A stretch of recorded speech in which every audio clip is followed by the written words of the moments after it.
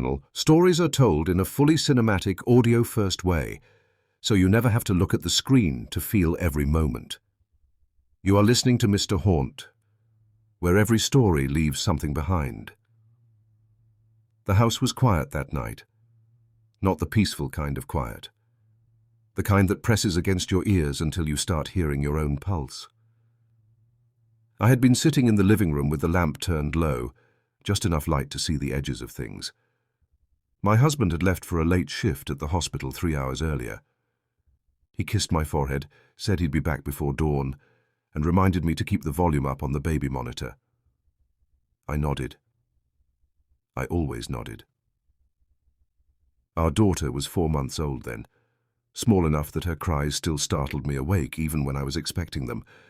I kept the parent unit on the coffee table, screen dark, sound low, but not off. I had learned early not to stare at the video feed for no reason. You start imagining movement where there is none. A shadow becomes a shape becomes a person. Better to wait for the sound. That night there was no sound. There was only silence. No whimper, no rustle of sheets, no gentle sound of her pacifier. Just silence. Then the parent unit clicked on by itself. Not loud, not dramatic, just that small electronic pop when the screen wakes. The glow spread across the dark wood of the table, cold blue light catching the rim of my untouched tea. I picked it up slowly. The nursery camera was pointed at the crib the way it always was. The night vision made everything grey-green. My daughter lay on her back, arms up beside her head like she was surrendering to sleep. Her chest moved in the slow rhythm I knew by heart. Nothing else. I exhaled through my nose, set the unit back down, told myself the battery had glitched, or the signal, or my own nerves. I leaned back into the couch, eyes half closed. A minute passed. Maybe 2. Then came the tap. Soft, deliberate. Once against wood, then again. Tap. I froze. It wasn't coming through the speaker like a distant noise. It felt closer, like the sound was in the room with me. I lifted the unit again. On the screen the crib looked the same, but now a hand rested on the rail nearest the camera. Palm down, fingers long and still. The knuckles caught the faint infrared light, making them stand out pale against the darker wood. No arm attached, no body, just the hand. I stared at it, waiting for it to move, waiting for my brain to explain it away as a trick of the lens, a coat hanger someone forgot, anything. It didn't move. My throat tightened. I stood up. The floor creaked under my bare feet. I walked to the bottom of the stairs and listened. Nothing from upstairs. I looked back at the monitor in my hand. The hand was still there, exactly where it had been. I climbed the stairs slowly. Each step felt heavier than the last. At the top, I paused outside the nursery door. It was cracked open the way I always left it. A thin stripe of hallway light fell across the carpet inside. I pushed the door wider. The room smelled like baby shampoo and warm skin. The crib was directly in front of me. My daughter was still asleep, blanket pulled to her chin. No hand on the rail. No one standing there. I stepped closer, reached out and touched the wood where the hand had been. It was cool, ordinary. I let out a breath I hadn't realized I was holding. Then I looked down at the monitor again. The hand was back. Same position, same stillness. But now the fingers had curled slightly, like they were testing the grip. I felt the air change behind me. Not a draft, not imagination. Something heavier, something that took up space. I turned. The hallway was empty. But from the monitor came a new sound. A soft humming, low, familiar. It was the tune I sang to her every night when she fought sleep. The one my mother used to sing to me. My own voice. Coming from the speaker. I stood there holding the unit, listening to myself hum to my sleeping child, while I stood alone in the doorway, feeling the hairs lift on the back of my neck. Downstairs, the front door opened. Heavy footsteps crossed the foyer. "Honey?" my husband called. His voice sounded tired but normal. "I'm home early. Everything okay?" I didn't answer right away. I couldn't. Because on the screen the hand had started to move again. Slow. Deliberate. Reaching down toward the blanket. "I'm going to stop here for tonight. Let that settle." My husband's voice drifted up the stairs again. Softer this time. "Honey? You up there?" I still hadn't answered. My thumb hovered over the power button on the monitor, but I couldn't bring myself to press it.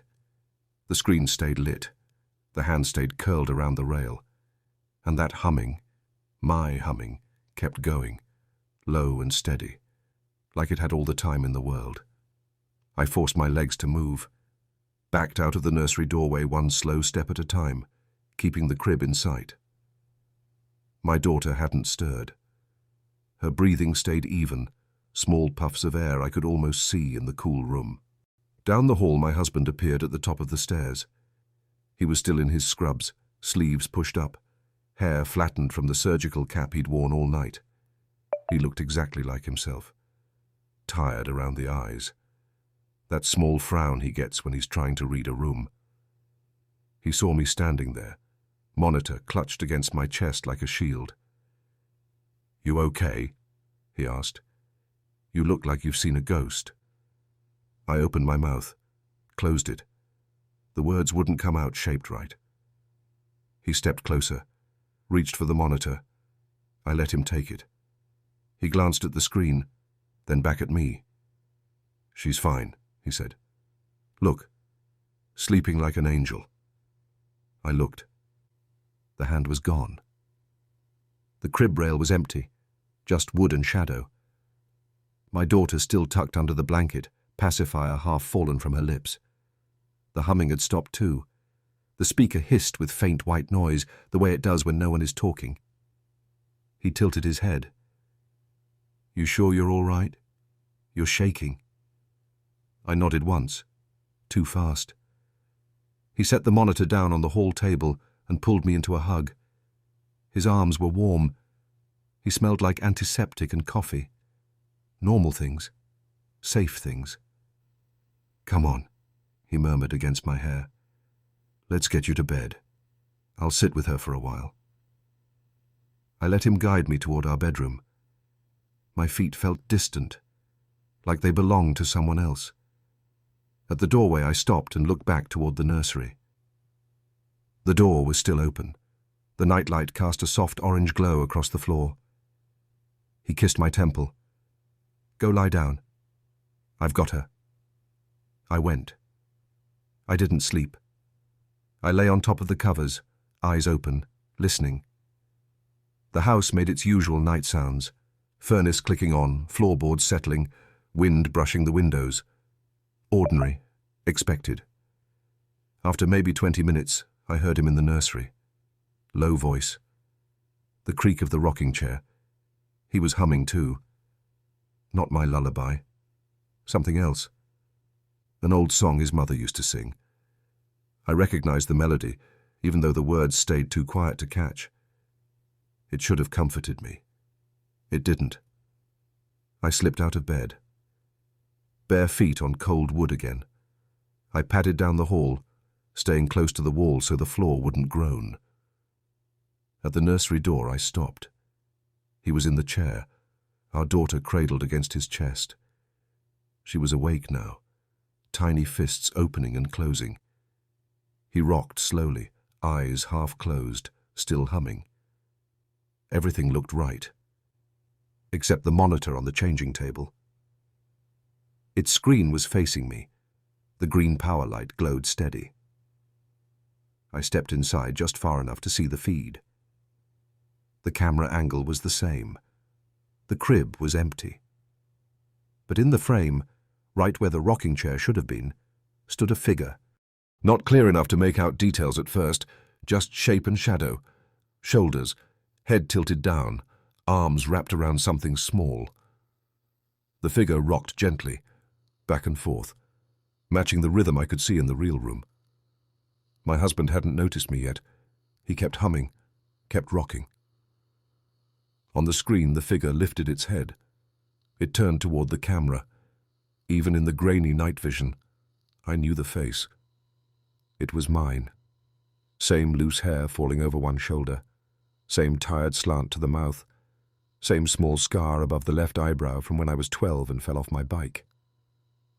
The woman on the screen looked straight at the lens, straight through it, straight at me. She didn't blink. Then she raised one finger to her lips, the same gesture I'd seen earlier. Shh. My husband's humming stopped. He looked up, saw me standing in the doorway. "Hey," he said quietly. "She wanted to eat. I was going to bring her to you in a minute."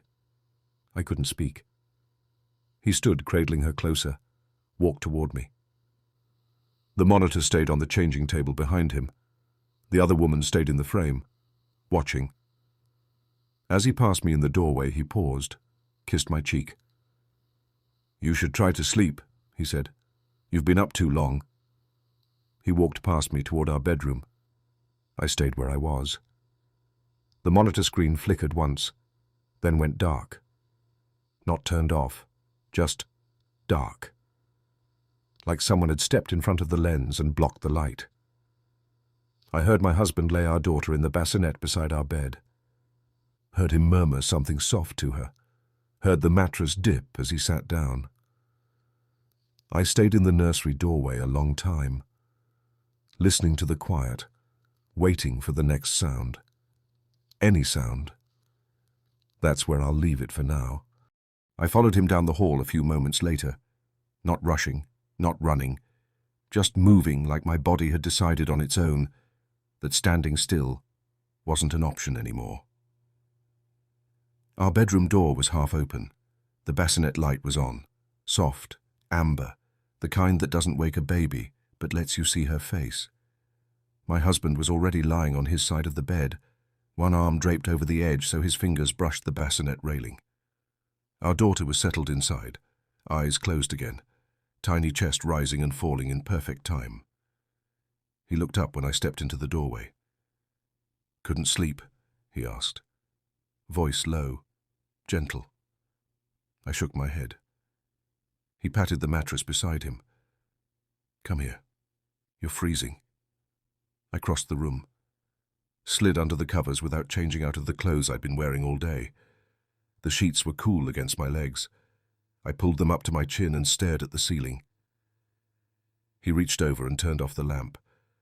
Darkness settled fast. Only the faint glow from the bassinet remained, painting thin stripes across the wall. For a while there was nothing but breathing. His steady, mine shallow, hers almost inaudible. Then he spoke into the quiet. "You've been quiet lately." I didn't answer right away. "More than usual," he added. I turned my head toward him. In the dim light I could just make out the outline of his profile, the slope of his nose, the way his hair fell across his forehead. "I saw something," I said finally. The words came out small. He didn't move, didn't sit up, just waited. "On the monitor." He exhaled slowly through his nose.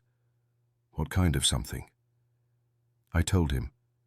Not everything, not the humming, not the face that matched mine. Just the hand at first, then the figure in the chair, then how the screen went dark like something had stepped in front of it. He listened without interrupting. When I finished, he stayed quiet for so long, I thought maybe he'd fallen asleep. Then he said, "You're exhausted." It wasn't dismissive. It was careful, like he was weighing every word before letting it out. "I know what I saw," I told him. "I believe you think you saw it," he said. "But think about it. 4 months of broken sleep. Hormones still shifting. The mind plays tricks when it's this tired. I've seen it in the hospital. People swear they hear voices, see figures. It's real to them, doesn't make it real.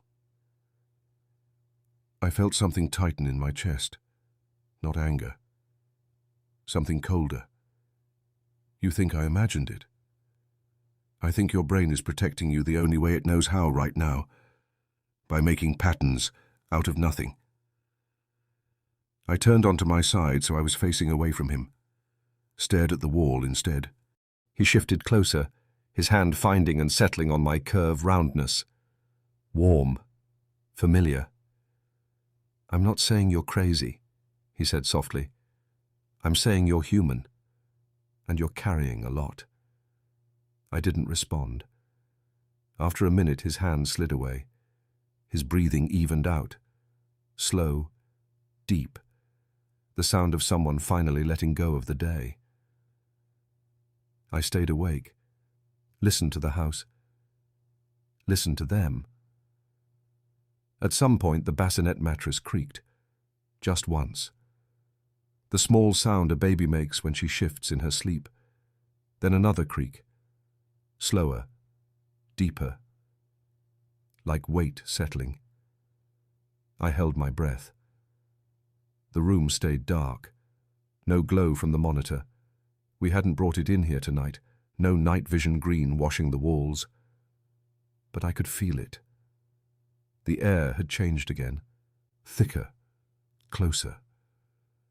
I turned my head very slowly. The bassinet was right beside the bed, close enough that I could reach out and touch her if I wanted.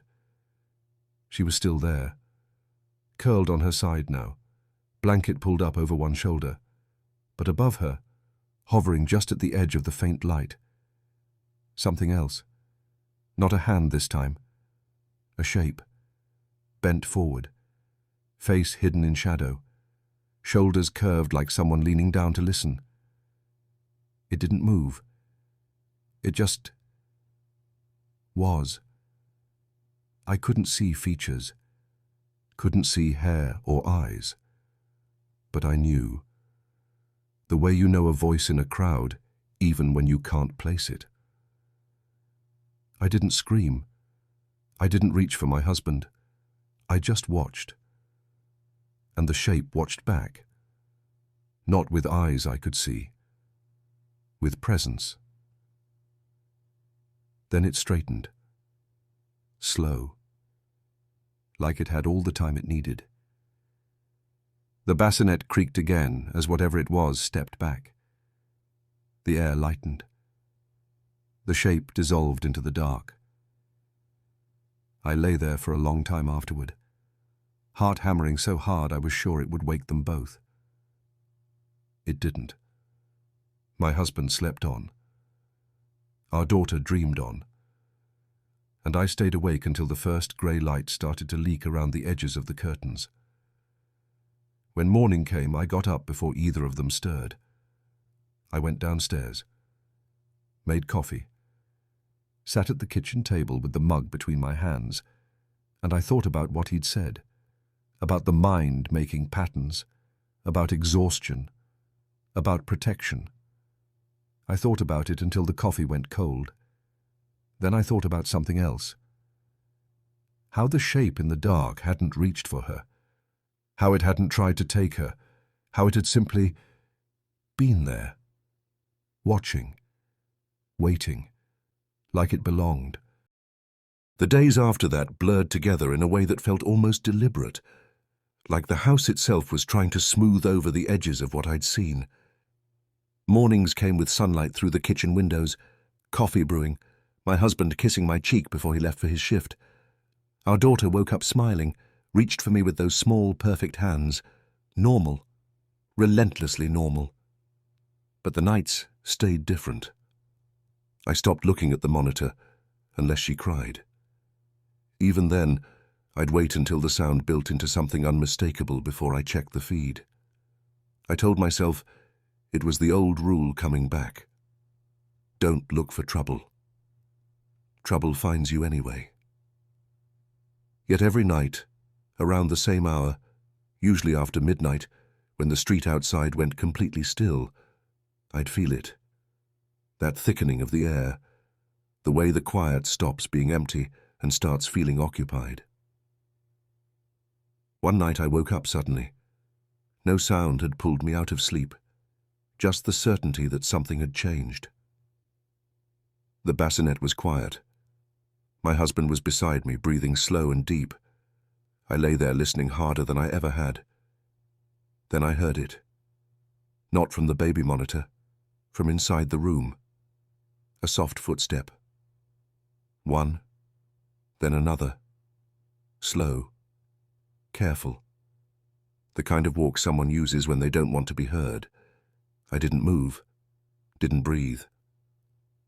The footsteps crossed the carpet toward the bassinet. Stopped. I could hear fabric shift, the faint rustle of a sleeve brushing against itself. Then a voice. Low, whispered. My voice. Saying the same things I said every night when I fed her in the dark. There you are, little one. Mama's here. The words landed soft, tender, exactly the way I said them. But I hadn't spoken. I was still lying flat on my back, eyes wide open in the dark, heart slamming against my ribs. The bassinet creaked again, the small sound of a baby being lifted, the hush of a blanket being adjusted. I turned my head very slowly. In the faint glow from the hallway nightlight, I could see the outline. Someone standing there, holding her. The shape was familiar, too familiar. Same height as me, same way of standing, weight on one hip, head slightly tilted when listening to her breathe. My husband didn't stir. I opened my mouth to speak. Nothing came out at first. My throat felt lined with sand. Then I managed one word. Who? The figure turned toward me. Not fast, not startled. Just turned. In the dim light, I saw the face again. Mine. Same eyes, same mouth, same small lines at the corners that only show up when I'm tired. She looked at me for a long moment. Then she smiled. Not a wide smile, just a small, knowing curve of the lips. The kind I give my daughter when she finally settles. She lifted one finger to her mouth again.